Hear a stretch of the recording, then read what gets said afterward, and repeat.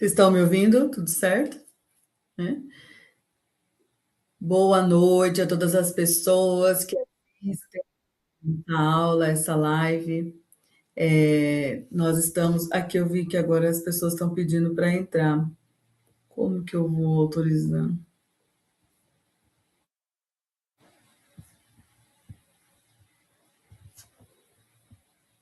Só um momento, Ellen, é que eu queria deixar de uma forma que as pessoas entrassem já de maneira automática, mas não estou achando aqui onde é. Vocês sabem onde é? Configurações? Não sei, professora. Parágrafo. Bom, novamente, então, boa noite a todas as pessoas. Sou a professora Luciana, como vocês já conhecem, esse é o meu sinal. Nós não tivemos a última aula, a 3, que foi no dia 15, agora do mês de maio, e porque nós tivemos uma tragédia, né, que aconteceu na universidade, na sexta-feira. Nós perdemos um estudante e a reitoria declarou luto oficial. Então, por conta disso, foram canceladas as lives, as aulas, né, que estavam acontecendo na sexta-feira, aulas também, todas as atividades acadêmicas. Dessa forma, eu deixei para vocês disponibilizado lá um vídeo sobre neuropsicologia, deixei a apostila também lá na sala da disciplina, então, para que vocês pudessem ter acesso mesmo sem a nossa live, né, costumeira de sempre. Bom, nessa aula 4, o tema seriam as dificuldades e transtornos de aprendizagem e o papel do professor, da professora, né? O que acontece, né, que permite com que as pessoas não aprendam, né? O que causa essas dificuldades, né, de aprendizagem, e problemas relacionados, né, com o chamado fracasso escolar e ou sucesso escolar.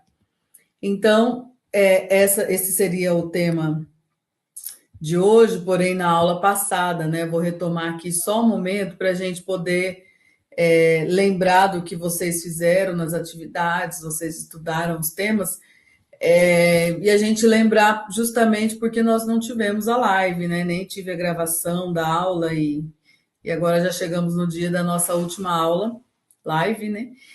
Então, na última aula o tema seria teorias contemporâneas do desenvolvimento e da aprendizagem.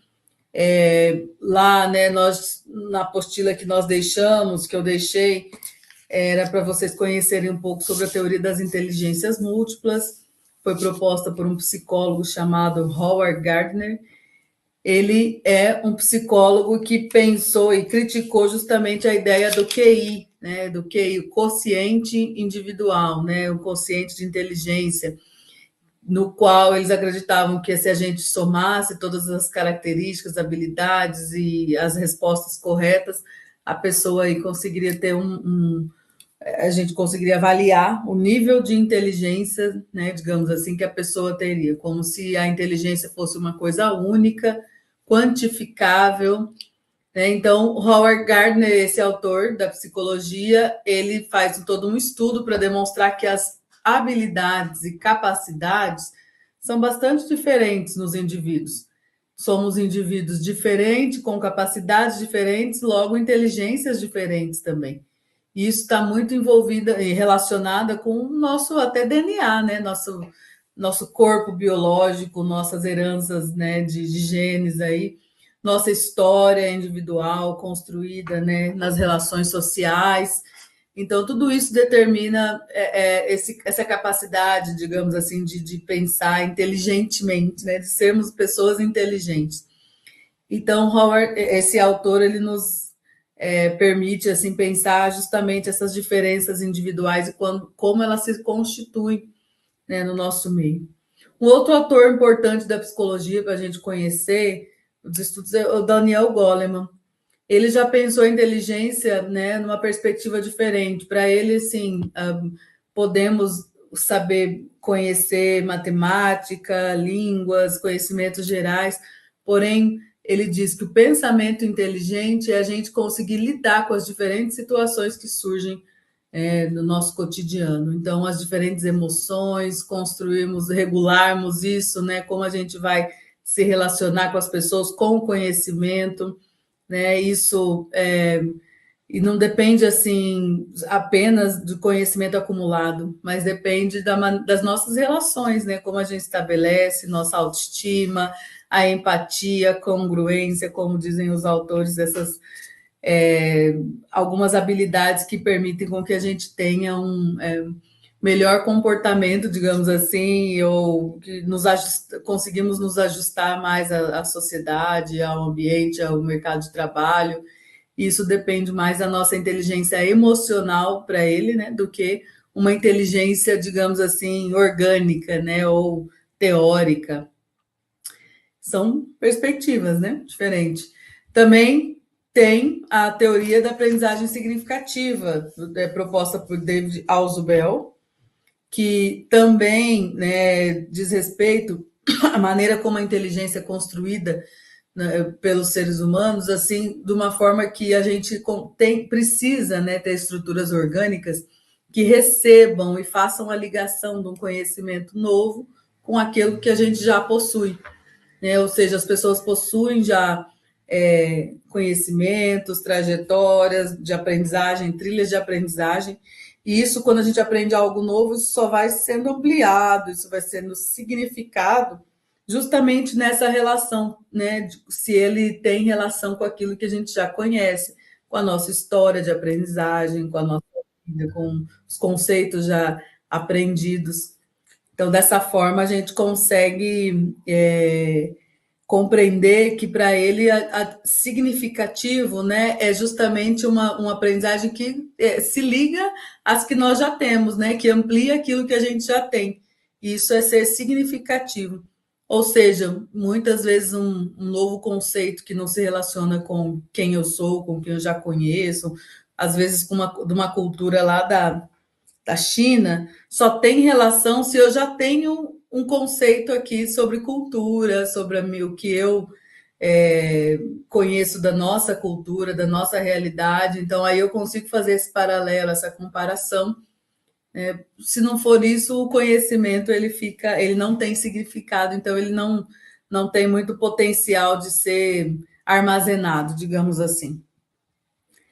Nós também discutimos temas como a criatividade, a memória, né? Na apostila, a autora traz uma discussão interessante sobre como que se dá a aquisição de memória de curto prazo, memória de longo prazo, o esquecimento e a função, né, desse esquecimento para a própria preservação do nosso cérebro, da nossa capacidade cognitiva, né? Porque sem isso a gente também não conseguiria armazenar tudo que a gente ouve, vê e aprende.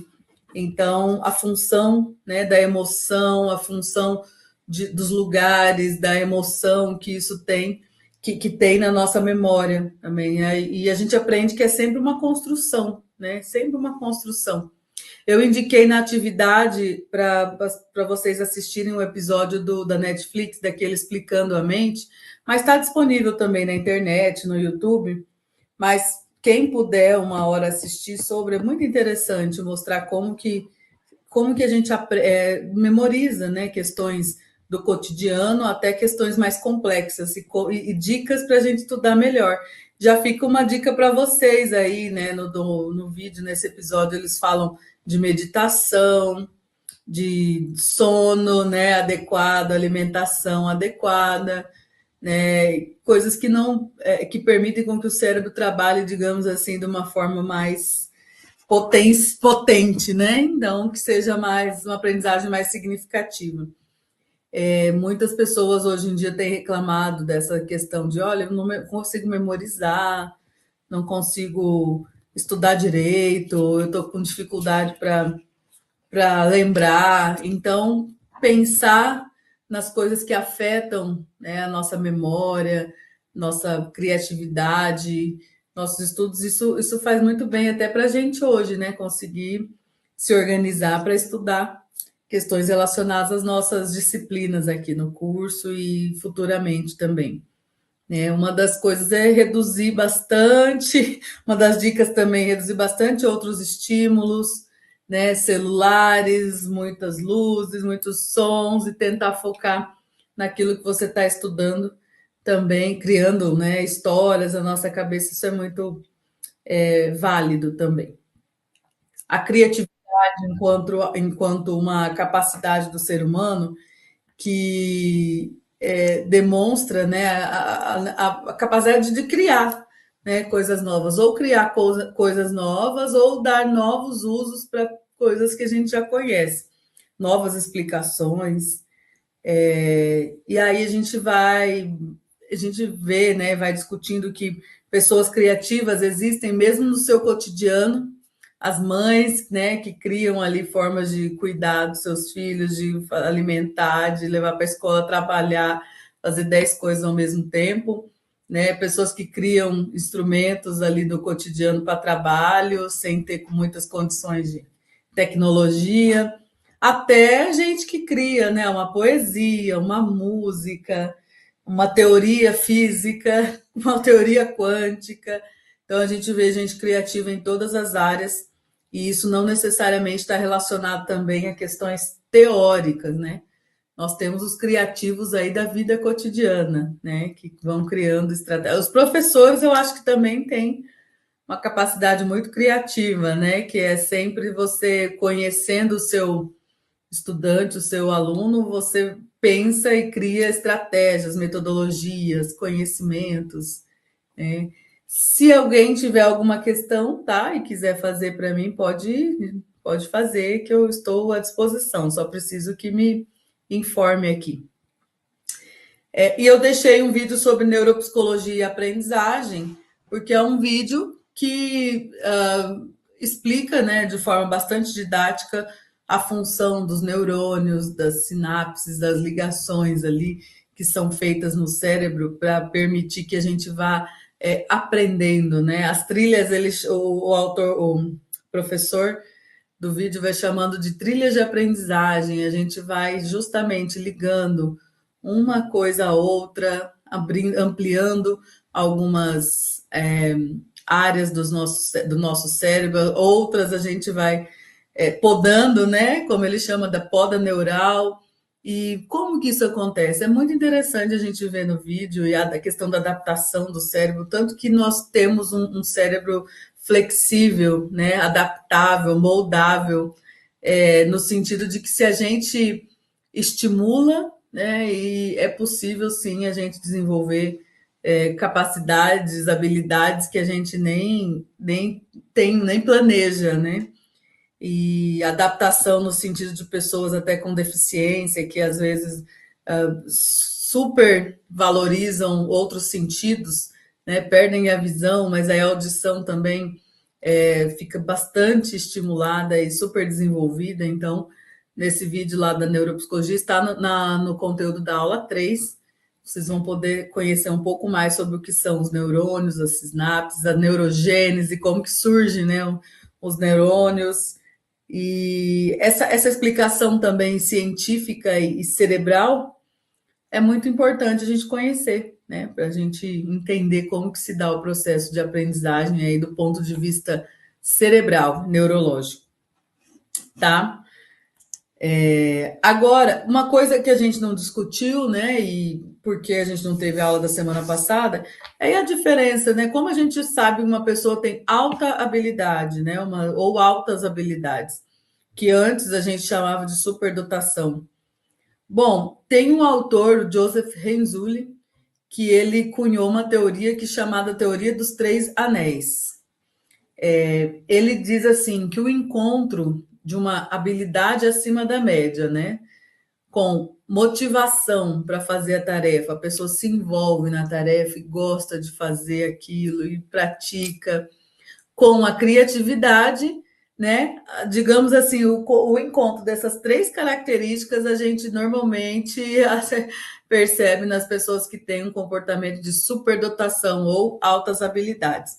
Então a gente viu que as inteligências são diferentes inteligências, capacidades e habilidades, como a gente citou lá, Howard Gardner, o autor psicólogo, Mas aqui a gente está vendo que, nesse caso, uma pode se sobressair a outra e a gente se tornar uma pessoa com alta habilidade quando isso supera, digamos assim, a média, supera em termos de criatividade e motivação para a gente continuar.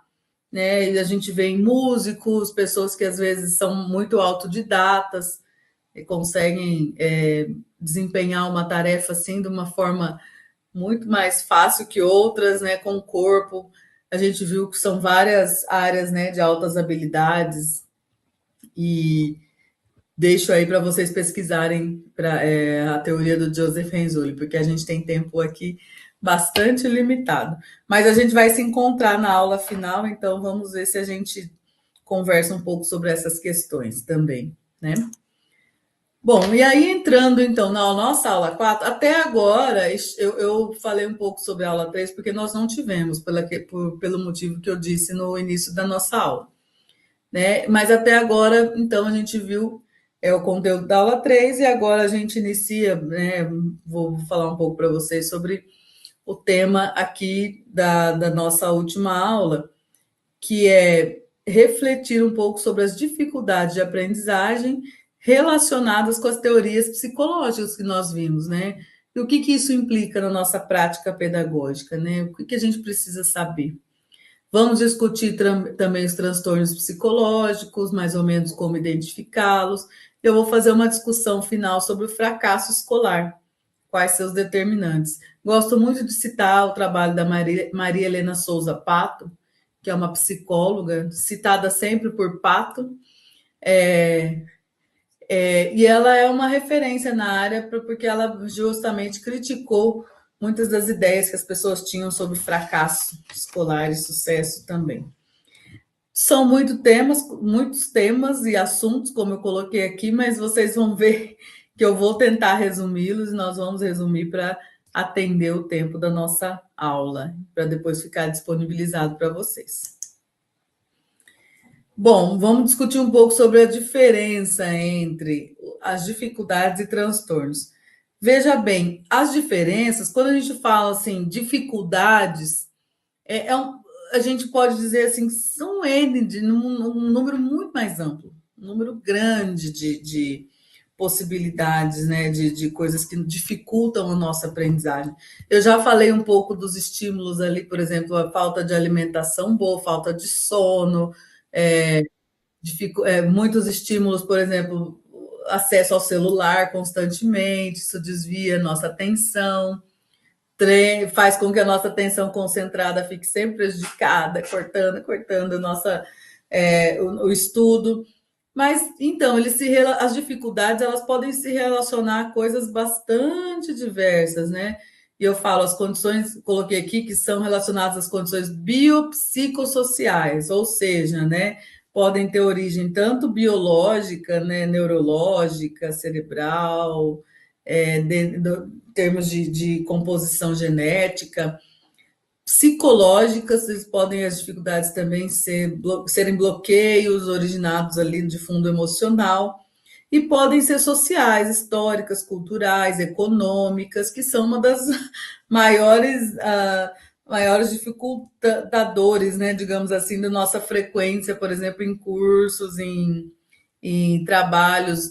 E vou dar um exemplo, né? Esses tempos a gente conversou com vários estudantes os motivos da desistência, né? Fizeram um estudo aqui na UFGD sobre os motivos da desistência, por que eles têm desistido, tem muito índice de abandono dos cursos.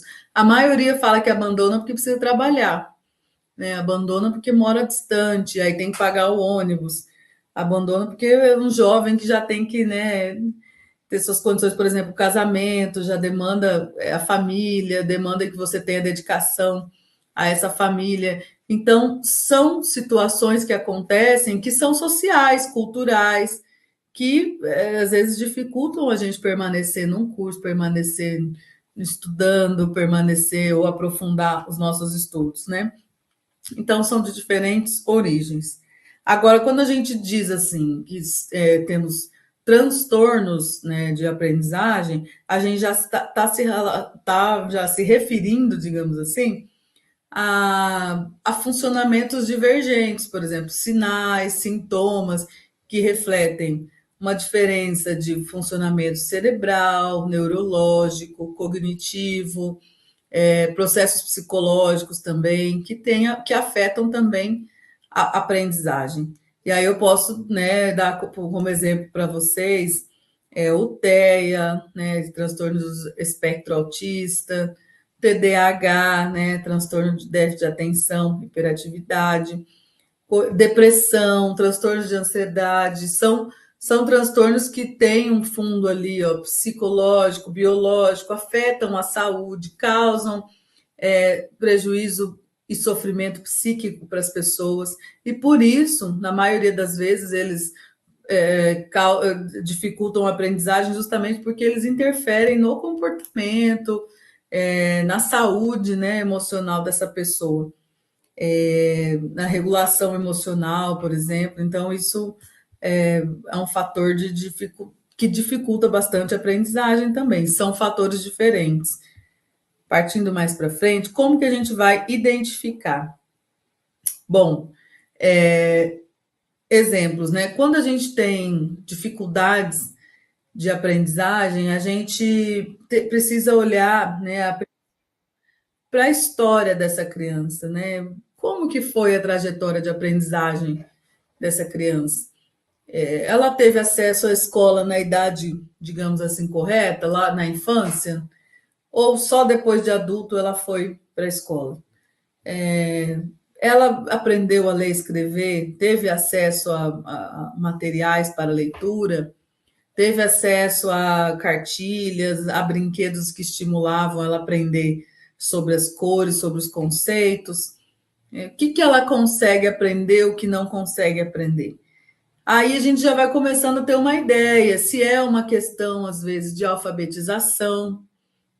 Olha, às vezes ela não teve uma alfabetização adequada à característica dela, não teve acesso nem à escola, às vezes ela não teve estímulos suficientes para aprender.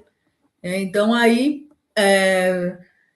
a gente pode pensar que para superar essa dificuldade, a gente pode alterar uma coisa, alterar uma metodologia, fazer um reforço, como os professores falam na escola, né? Fazer um reforço em algum tema, né? Algum assunto que ela não tenha esse conceito ainda construído. Às vezes é um reforço para aprender uma língua, devido a uma dificuldade. Então, uma questão a se avaliar também, como eu já falei, né? É permanente ou é temporário? Será que essa dificuldade ela é só agora? Talvez demonstre uma timidez, a criança que demonstra timidez, que dificuldade de aprender porque ela está num ambiente novo, por exemplo, ou numa escola nova, num lugar onde sofre bullying, num lugar onde ela não se sente acolhida, ou essa criança tem dificuldade permanente de aprender, mesmo em casa, troca de escola, continua com essa dificuldade.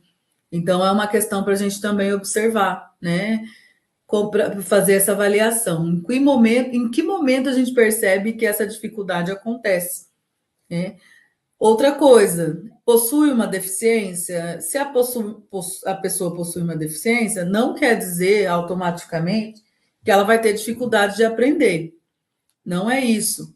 Mas, às vezes, as deficiências, dependendo da deficiência que for, dificulta. Por exemplo, a deficiência visual, e a gente tem uma escola totalmente visual, né? Com materiais visuais, slides visuais, toda a construção até nossa mobilidade, a gente está aqui olhando, está desviando das barreiras.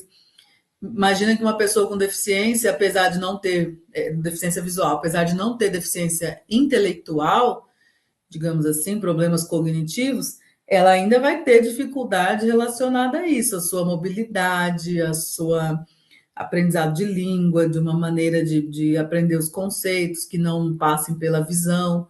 Então, é nesse sentido que eu estou falando, a gente precisa olhar para toda essa história da pessoa, suas características individuais e entender se dentro dessa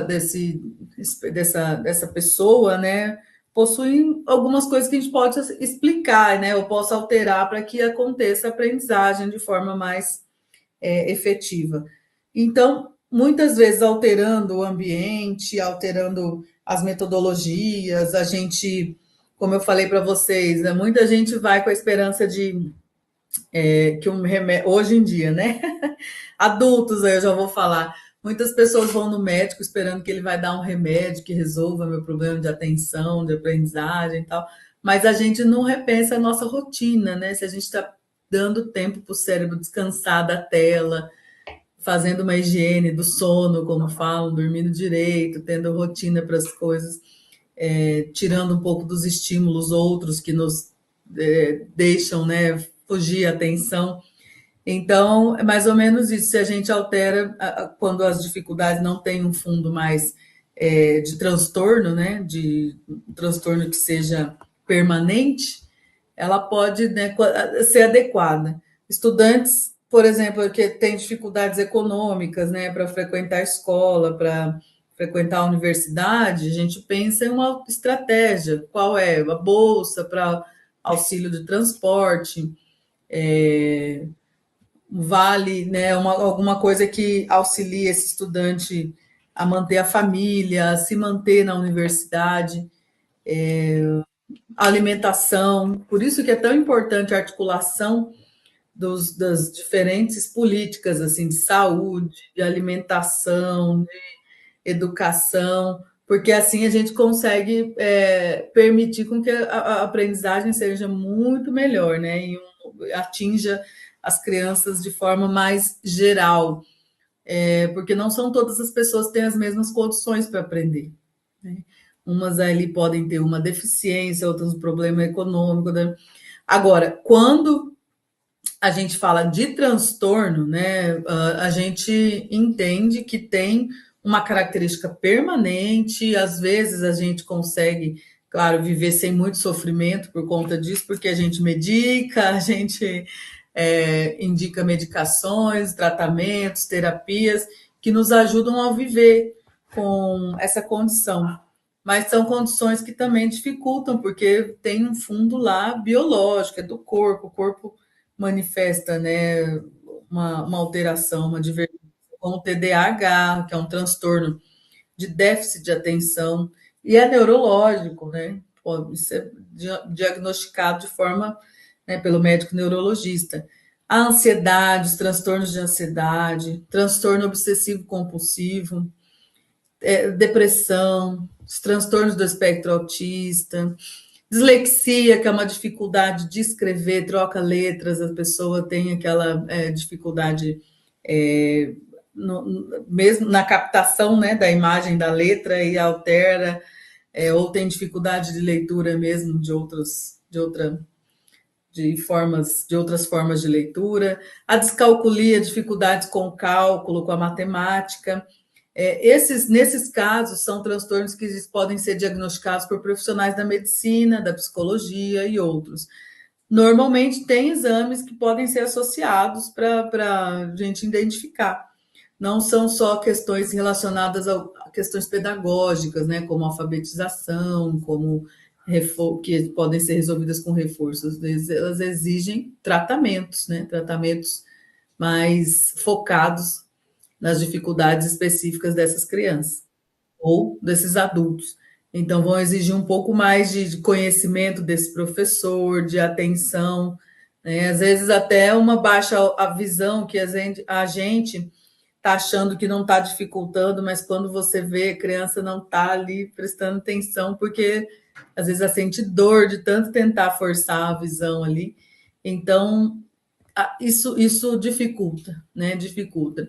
E nesses casos, em qualquer caso, assim como a gente está falando em diferenças, né, na importância da gente observar as diferenças e conhecer, também é importante o professor criar estratégias, pensar estratégias para esse público diferente que é, né?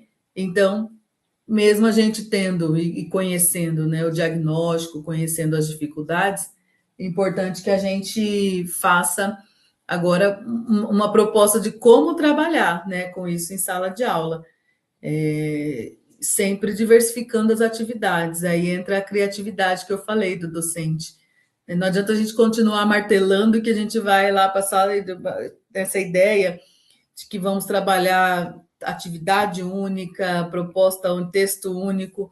Não, é importante sempre a gente diversificar, coloca vídeo, imagens, põe lá um texto, faz um texto, uma história, um teatro. Quanto mais a gente diversificar e compreender que as pessoas são diferentes, elas são, e isso é a regra humana, cada um é diferente de outro, isso eu acho que fica mais. O professor fica mais claro para o professor que aí ele tem que também pensar estratégias diferentes para um público diferente, né? Composto por pessoas diferentes. Passando um pouco mais, agora eu vou discutir a questão do fracasso. Consegui resumir bastante, olha. Fracasso e sucesso escolar. Dito isso, né, que a gente falou das teorias que explicam, né, das diferentes abordagens da psicologia acerca da aprendizagem, do desenvolvimento, das dificuldades que afetam, né, os transtornos que afetam a aprendizagem. Agora a gente vai discutir um pouco sobre fracasso e sucesso escolar. Ocorre que na literatura da psicologia, o termo fracasso, as pessoas avaliam, né, muitos psicólogos avaliam o que seria o fracasso, né? Ele depende de quê? Não seria talvez um estigma, né, e um preconceito histórico aí com populações às vezes que têm diferentes línguas, diferentes culturas. A gente sabe que quando na história da alfabetização, digamos assim, na história da escolarização de pessoas, a gente vê que muitas pessoas que vinham de famílias mais vulneráveis, da periferia, comunidades rurais, do campo, ela tinha uma tendência a fracassar mais, porque elas demoraram, não tiveram acesso a todos os recursos, a todos os estímulos que as crianças urbanas tinham de maneira mais fácil.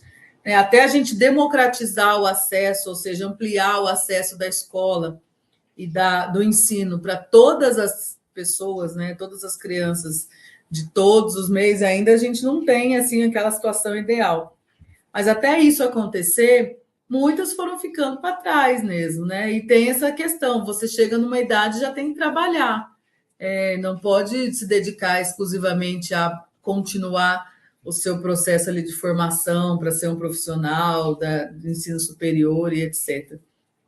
Então, a gente tem que rever essas questões, às vezes.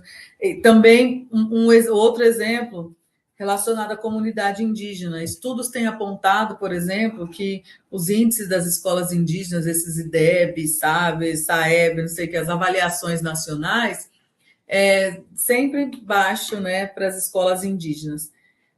E o que acontece? Porque essas avaliações elas não consideram a cultura do sujeito, né? São avaliações que muitas vezes têm questões que são descontextualizadas, avaliação numa língua portuguesa, que já é uma segunda língua para muitas comunidades indígenas.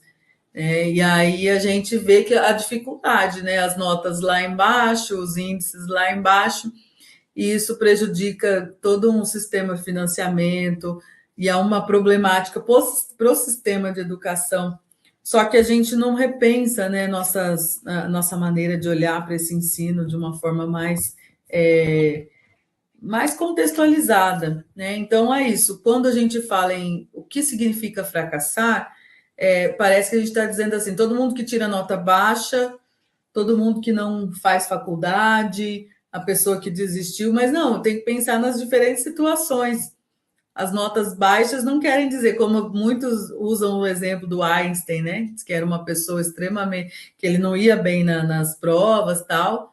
Uma pessoa que criou toda uma teoria, né, física para explicar o universo. Então, é isso, às vezes nem sempre uma nota, um resultado quantitativo, um QI vai determinar que você tem fracasso escolar, né? Tem uma deficiência, tem isso. Não, essas coisas são muito relativas e devem ser investigadas dentro do contexto onde o sujeito está inserido. Então, por isso, né, fracasso, às vezes, para mim, é não a pessoa que não fez faculdade, por exemplo. Porque eu fiz mestrado, fiz doutorado. A pessoa não fez faculdade, eu posso olhar para ela e falar, fracassada.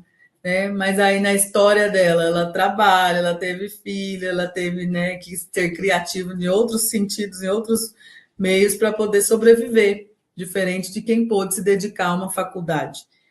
Então, da mesma forma, o sucesso escolar, né? Nem sempre também, como eu digo para vocês, o fato da gente atingir lá um patamar de escolarização, um doutorado, quer dizer que você tem sucesso. Tem muita gente que ainda fica batalhando por concurso, por ter dinheiro, para ter uma família, para ter. Então, são questões bastante subjetivas. Gosto de trabalhar com exemplo, por exemplo, uma pessoa com paralisia cerebral, uma deficiência que impede as pessoas de falar, de ver, às vezes. Para mim, eu posso dizer assim, ele não conseguiu escrever, não consegue falar. Mas só o fato dessa pessoa estar ali participando, com os olhos movimenta, se comunica, já para ela é um grande ganho, né? É um sucesso ela conseguir atingir, às vezes, um nível de escolarização, apesar das dificuldades, utilizando tecnologias assistivas, recursos de acessibilidade, ela consegue superar e aprender a falar, por exemplo, só o nome dele, né? Escrever o nome dele, né? O nome dessa pessoa, né? Isso, às vezes, é o sucesso, né, dela. Então, quando a gente mede o nosso sucesso pelo do outro e começa a criar parâmetros, a gente não tem esse olhar para a diferença, né, e a diversidade. O sucesso de uma pessoa com deficiência, ele tem que ser sempre olhado, né, com base nas barreiras que ele está enfrentando, porque não são as mesmas que a gente enfrenta quando sai quem não tem deficiência, por exemplo. Desde o primeiro dia, né, desde o primeiro momento que ele levanta, ele já está enfrentando barreiras ali relacionadas ao seu corpo, ao seu sentido. E aí vem, né, outras questões postas ali para essa pessoa poder estar numa instituição de ensino, numa escola. E eu coloquei em que momento o fracasso ou o sucesso ocorreu. É isso, às vezes também não determina o fato da pessoa desistir naquele momento da escola. A gente conhece muitas histórias assim. Eu fracassei na escola, parei no quarto ano, mas isso também a gente não pode dizer que é um fracasso escolar, porque ela, hora que tiver condições, retorna, vai para o EJAI agora, né, de jovens, adultos e idosos. Vai para o estudo de temas, conceitos, às vezes se forma depois dos 40. Eu tenho um pai que se formou com 42 anos, foi nosso exemplo, né? Depois ele já tem os 4 filhos, ele trabalhava, eu estou com 42 também hoje. Então eu lembro disso, as experiências das pessoas são diferentes, a gente não pode dizer que sucesso é você com 17 anos já entrar na faculdade. Para uma pessoa é muito sucesso, ela com 80 entrar numa universidade e a gente precisa olhar, né, para as diferentes realidades das pessoas. Aqui deu uma oscilada na energia, então já se a gente cair aqui, eu já peço perdão aí para vocês, mas a gente está finalizando já. Como eu falei para vocês, a Pato, que é uma psicóloga, ela tem uma produção sobre o fracasso escolar no Brasil e ela faz um pouco dessa discussão, se vocês puderem pesquisar essa autora, né, ela vai discutindo, né, essa ideia e a produção do fracasso escolar. Quando a gente não permite o acesso a todas as pessoas na escola, à universidade, até a própria socialização, né, cultura, ambientes que têm conhecimento cultural, conhecimento linguístico, essas trocas, a gente está produzindo o fracasso, porque a gente está permitindo que essas pessoas fiquem sempre na mesma, não desenvolvam habilidades aí culturais, linguísticas, teóricas, científicas, né? A gente vai alijando ou deixando essa pessoa à margem aí do que é produzido culturalmente no mundo, e isso é uma produção do fracasso. Então, considerar, para a gente discutir fracasso e sucesso escolar, a gente precisa discutir nossa situação socioeconômica e cultural também, Será que todas as pessoas têm acesso às mesmas oportunidades, né? De estudo, de estímulo, de linguagem? E aí, pensar, né, como Marquese e Gil, também citados na apostila, é uma abordagem multidimensional, né, que destaca aí vários fatores, como que a gente precisa superar a ideia de que a pessoa que não aprende ou que teria um fracasso escolar tem um déficit intelectual, é por conta da deficiência, é por conta. Não, muitas vezes é por conta da não adequação mesmo do sistema de ensino, não adequação social, cultural, à realidade daquela pessoa e às diferenças daquela pessoa. Né? Então é isso, não, a gente não pode só relacionar ao que ela não tem, né, ao que ela não conseguiu, mas será que ela faria diferente se ela tivesse acesso? Se fosse diferente a estratégia de ensino? Se a gente oportunizasse uma escola no bairro, né, se oportunizasse uma universidade mais próximo da casa? Então, são questões para a gente fazer e pensando mesmo nessa questão de sucesso escolar. Como proporcionar sucesso escolar a todas as pessoas? A princípio, eu falo com o nosso papel como professores, eu acho que é olhar para essas diferenças que surgem. Né? O que é fracasso para um não é para outro, o que é sucesso para um não é para outro, e a gente tentar proporcionar para as pessoas diferentes, que são diferentes oportunidades para elas terem sucesso no processo de aprendizagem de cada um e desenvolvimento também. Que a gente vê que com a teoria é a mesma coisa, né? Desenvolvimento e aprendizagem tá uma coisa ligada na outra, porque se a gente desenvolve nossa capacidade cognitiva, a gente aprende. E se a gente aprende, a gente está ampliando nossa capacidade cognitiva. Então, é uma coisa relacionada com a outra, né? Bom, caminhando agora para a finalização, eu vou falar da atividade avaliativa. Se alguém tiver alguma questão, pode colocar aqui, se quiser. Né? Eu, no chat também, não. Eu pedi um texto para vocês, descritivo e pessoal, nessa atividade 4, que vocês devem fazer e enviar lá, né, na nossa sala do Moodle.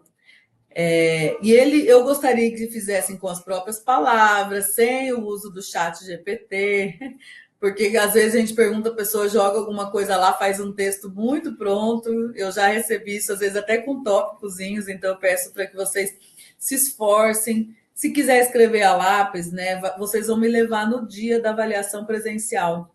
Eu gostaria que você explicasse um pouco como foram os seus anos iniciais e finais da escola. Se você é uma pessoa mais velha e não lembra, peça para um familiar te falar como que foi, se lembra de alguma dificuldade que você teve, né? Por que você escolheu esse curso onde você está, o Letras Libras? Quais suas dificuldades, facilidades?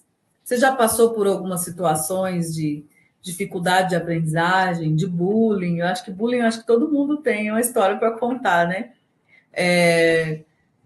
Uma disciplina que você gostava muito, se dedicou muito. E como que está agora? Isso foi desenvolvido? Não? Você deixou para trás? Como que é? Então, relacionar também um pouco, né? Quanto mais vocês utilizarem as aprendizagens que vocês tiveram durante a nossa disciplina, acho que mais ampla vai ser a nota, maior vai ser a nota que vocês vão tirar, porque assim, você lembrar dos conceitos, né, daqui que a gente estudou, algumas teorias da inteligência, teorias atuais, ou lá do Piaget, Vygotsky e outros que a gente estudou, Freud.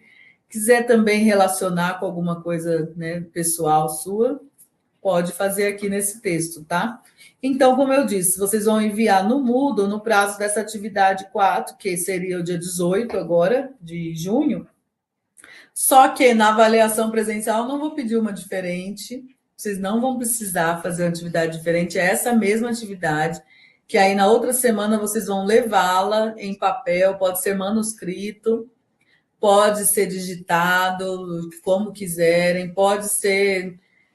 Aí vocês vão ter que apresentar e falar um pouco de vocês para a gente finalizar essa disciplina. Vai ser um fechamento da disciplina, tá?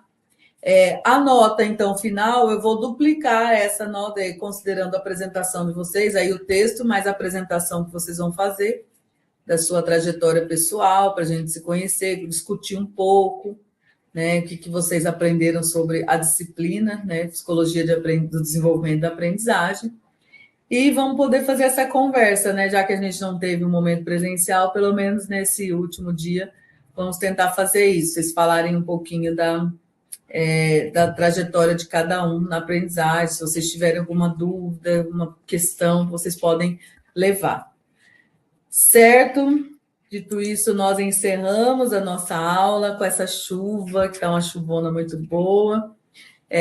Desejo para vocês um bom estudo. Qualquer coisa, eu estou à disposição, tanto lá no fórum da nossa disciplina, quanto no e-mail, tá? Ou no WhatsApp também, vocês peçam aí para algumas professoras, elas têm meu contato, tá bom? Meninas, Ellen e Luciene, obrigada, tá? Obrigada pela interpretação. Uma sexta-noite. Sextou. Agora, como que a gente faz sextou? Sextou? Sextou. Vamos tomar brincadeira. Uma boa noite, bom descanso para todos vocês. Tchau. O Pazagra.